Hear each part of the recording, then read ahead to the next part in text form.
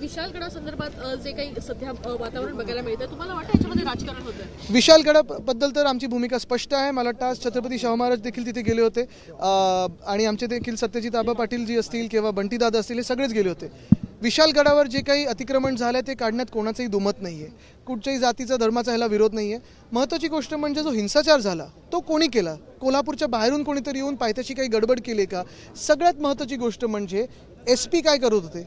त्यांनी तिथे प्रोटेक्शन जे द्यायला पाहिजे होतं ते दिलं गेलं होतं का? आणि हा विषय 2 वर्ष चालू आहे. मग आत्ता कसं एकदम पुढे आलेला आहे? तर मुख्य गोष्ट हीच आहे की अतिक्रमण हे काढलंच पाहिजे, पण जे नुकसान कोणाचं झालं असेल या सगळ्या हिंसाचारात तर त्यांना सरकारने मदत केली पाहिजे. ही भूमिकाच आहे आमची. अतिक्रमण काढण्यात कोणाचंही दुमत नाही आहे. कुठच्याही राजकीय पक्षाचं असेल, कुठच्याही समाज असेल, दुमत नाही आहे. ते काढणं गरजेचं आहेच. पण ते करत असताना खालती जे काही हिंसाचार झाला किंवा आजूबाजूला झाला आणि जे कोणाचं नुकसान झालं असेल, आत्ता भर पावसात तुम्ही काढताय, काहीतरी त्यांना पर्यायी व्यवस्थाने काहीतरी झालं पाहिजे.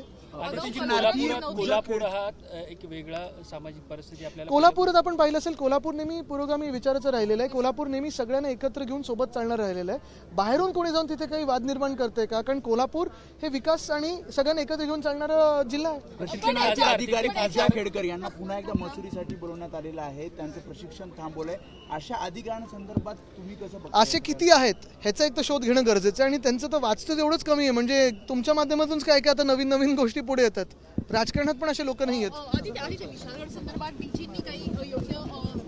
मला वाटतं आता ते सगळं पुढचे आमचे महाविकास आघाडीचे नेते ठरवतील.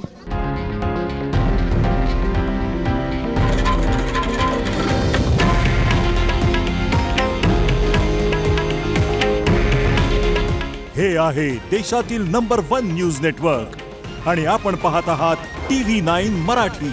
काळजी तुमची, हित महाराष्ट्राचं.